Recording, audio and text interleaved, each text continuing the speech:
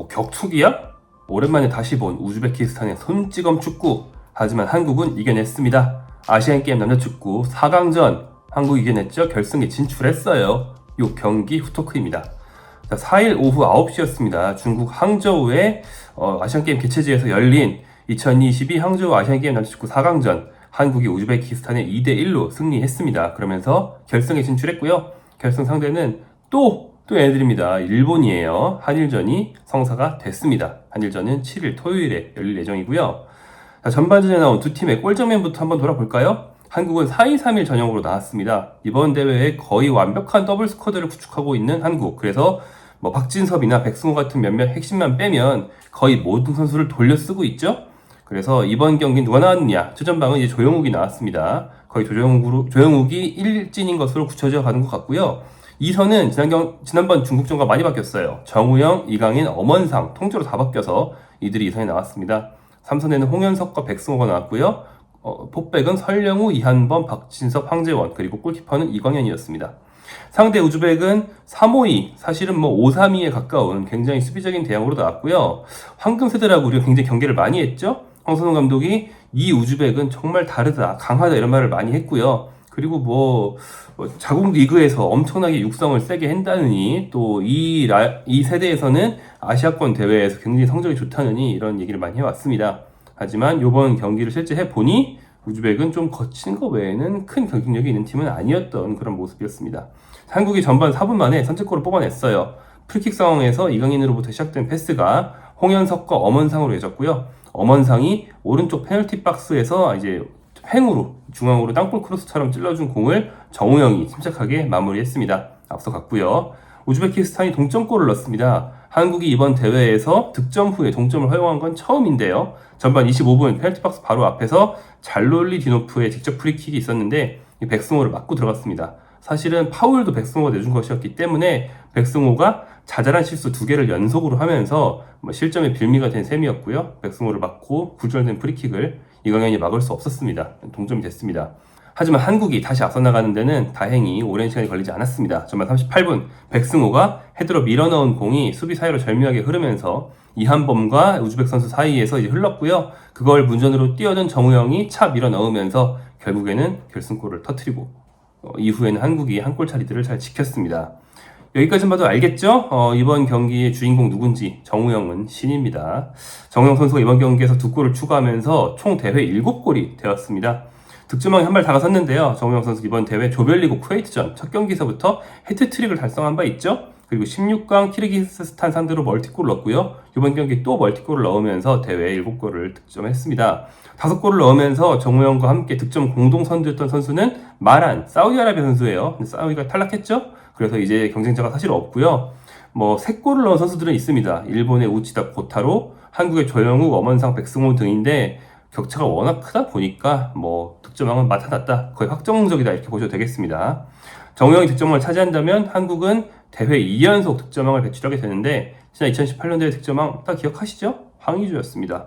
황의조에 이어서, 황의조 당시 9골이었어요. 황의조에 이어서 정우영까지 한국의 결승 진출, 우승 도전, 그리고 개인 득점왕까지 승승장구하는 그런 모습입니다. 농담식으로 5년 전에 황의조가 손흥민의 배역 브로커다 이런 말 했었는데 이번에는 아마 정우영이 이강인의 그 역할을 해주지 않나 이런 생각이 드네요. 정우영 선수의 이런 날카로운 득점 감각, 프로 무대에서 오랫동안 기대했지만 사실은 나오지 않았던 그런 모습이 아시안게임에서 나오고 있습니다. 부지런한 활동량을 문전 침투와 득점에까지 활용하는 것. 원래 활동량이 많고 집중력이 좋고 또 전력 질주를 굉장히 자주 하고 잘해요. 그래서 공이 떨어진 위치를 잘 따라가니까 그거를 중원이나 2선, 3선에서만 쓰지 말고 문전에 공이 흘렀을 때 재빨리 달려가서 차넣는 역할을 할 수도 있을 것 같은데 소속팀에서는 그런 역할을 잘 안 했거든요. 못하는 건지 아니면은 이제 본인이 좀 희생적인 플레이 위주로 하다 보니까 문전으로 침투를 안 하는 건지 제 생각이 후자 같은데, 그래서 분데스리가에서는 묘하게 골이 없었어요. 근데 이번 아시안게임 통해서 그런 플레이 눈을 뜬다면 저는 분데스리가 슈투트가르트로 돌아간 뒤에도 득점이 훨씬 늘어날 수 있다고 좀 긍정적인 전망을 해봅니다. 왜냐하면 전례가 있기 때문인데요. 아시안게임과 소속 리그에서의 경기력이나 어떤 성장이 분리되어 있는가? 그렇지 않습니다. 기억하시죠? 5년 전 자카르타 팔렘방 대회 당시 아까 말했던 득점왕 황의조, 득점왕 하기 전까지 그 정도로 엄청난 공격수가 아니었어요. 그래서 김학범 감독이 왜 이런 선수를 데리고 왔냐고 인맥 논란까지 있었잖아요. 하지만 막상 대회에서 득점을 하고 나니까 좋은 인맥이었다. 인맥 감사합니다. 이런 말이 나왔었죠. 그 뒤 황의조 어떻게 됐습니까? 아시안게임 득점왕 이후에 다시 가라앉은 게 아니고 아예 스텝업을 했어요. 그러면서 벤투 감독의 눈에 들어서 A대표팀 주전 공격수로 올라섰고요. 그 아시안게임, A대표팀, 또 J리그에서의 맹활약 이런 것들이 쭈루룩 연쇄 상승 효과를 내면서 결국 유럽 진출까지 했고, 뭐 빅리그에서 이제 마지막 단계에 있는 5대 리그 중에 하나인 프랑스 리그에서 리그 10골을 넣는 선수로 성장을 했죠. 이렇게 아시안게임은 이미 엘리트급인 선수들임에도 불구하고 더욱 성장하는 계기가 되기도 합니다. 축구계에서 약간 무시받는 대회 같지만 꼭 그렇지는 않다는 거예요. 그래서 저는 정우영 선수가 이번 대회를 통해서 더 스텝업 할 수 있지 않을까 기대를 좀 하고 있습니다. 이강인의 존재감이 적은 대회인데 정우영이 그 자리를 충분히 대체하고 있고요. 뭐 다른 종목을 보면 이번 대회 모든 종목 통틀어서 대회 최고 스타 누구였습니까? e스포츠 리그 오브 레전드의 페이커 이상혁 선수였죠.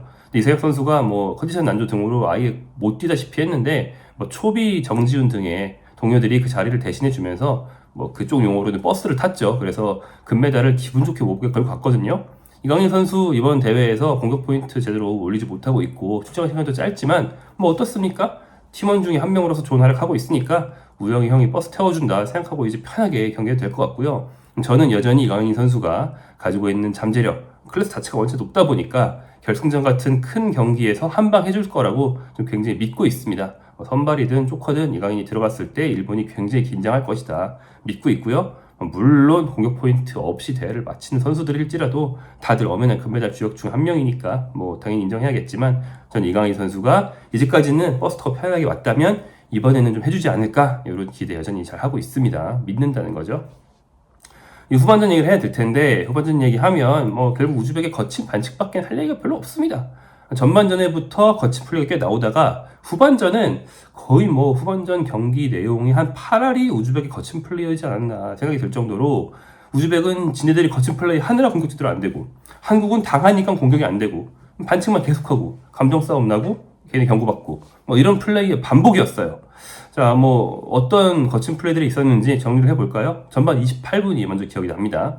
이한범이 공을 걷어내는 과정에서 미르사이도프의 발바닥이 이한범의 발로 향해서 가격을 했죠. 전반 35분 41분에는 설령우와 이강인이 엘보에 맞았습니다. 엘보는 종합격 투기에서도 꽤 많은 대회에서는 금지하는 건데 축구에서 엘보를 쓰면 어떡해요? 전반 추가 시간에는 조영욱이 헤딩 경합 과정에서 상대가 점프하지 않아 바닥으로 꼭 부러지는 부상을 당했는데 이러면 상대방의 반칙에 선언되는 이유 점프할 때 같이 뜨지 않고 상대방이 넘어지는 걸 유도하면 굉장히 위험하기 때문이라는 거 다 아시죠? 슬로우 모션 보셨죠? 그냥 우즈벡 선수가 같이 안 뛰면서 조영욱이 어쩔 수 없이 넘어진 게 아니고 손으로 조영욱의 엉덩이 쪽을 살짝 미는 듯한 모션이 있었어요. 이거는 굉장히 위험한 플레이입니다.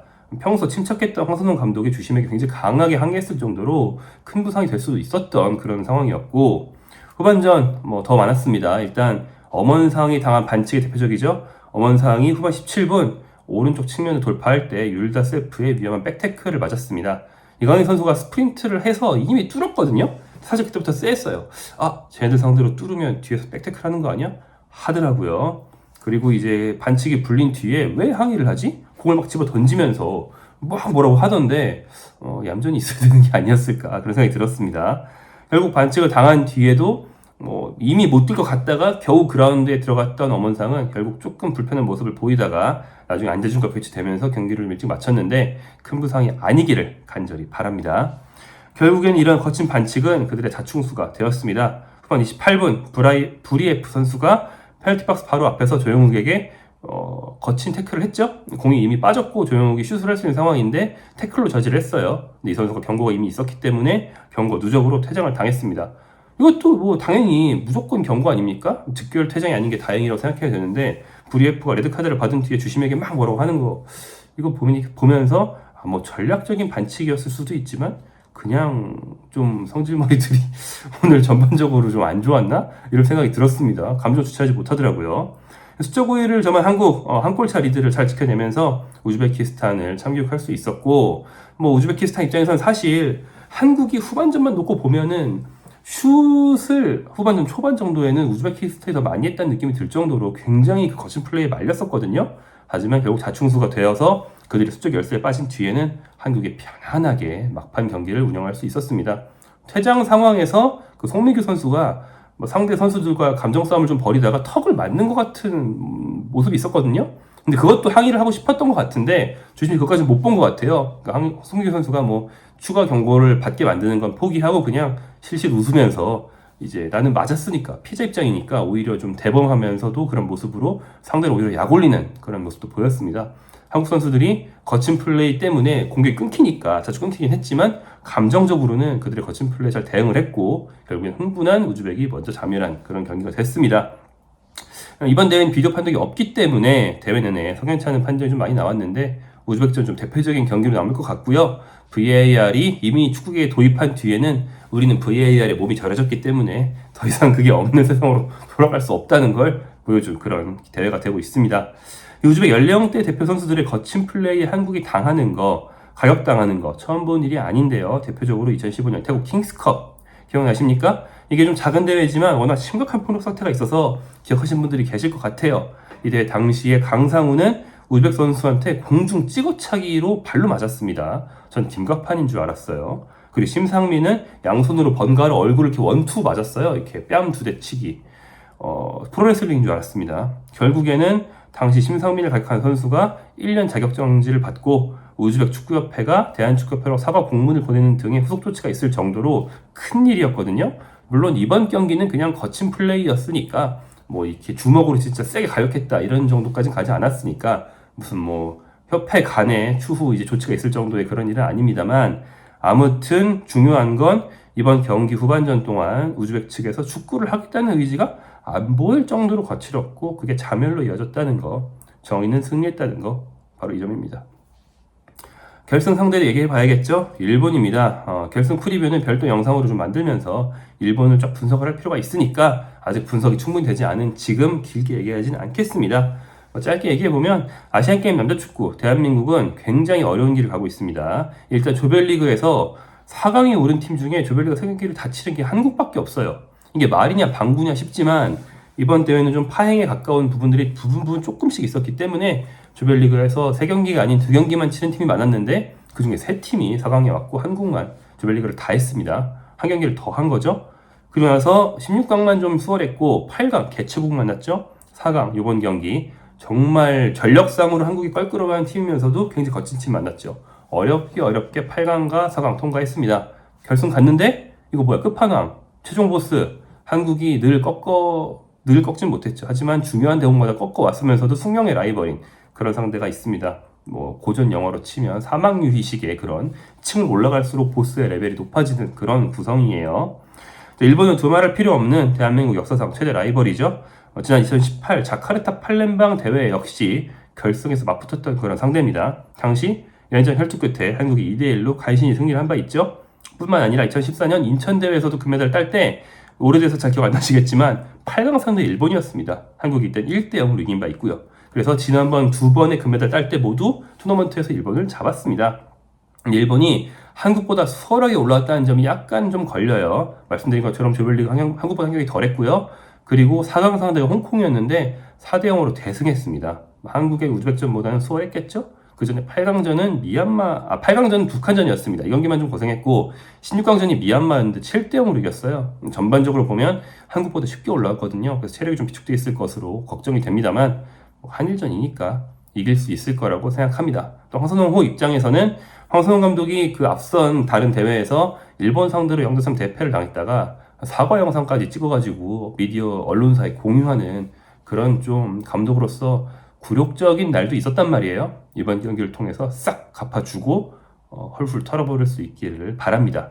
뭐 그런 좀 더 작은 대회에서 못 이겼더라도 아시안게임 결승전 금메달이 걸린 경기에서 이긴다면 다 털어내는 거죠. 그러길 바랍니다. 자, 마지막으로 5년 전 아시안게임 결승을 앞두고 김민재 선수가 남긴 명언 소개해드립니다. 일본과의 결승에서 진다면 귀국하는 비행기에서 뛰어내려야 한다는 말을 선수들끼리 했다. 져서는 안 되는 상대다.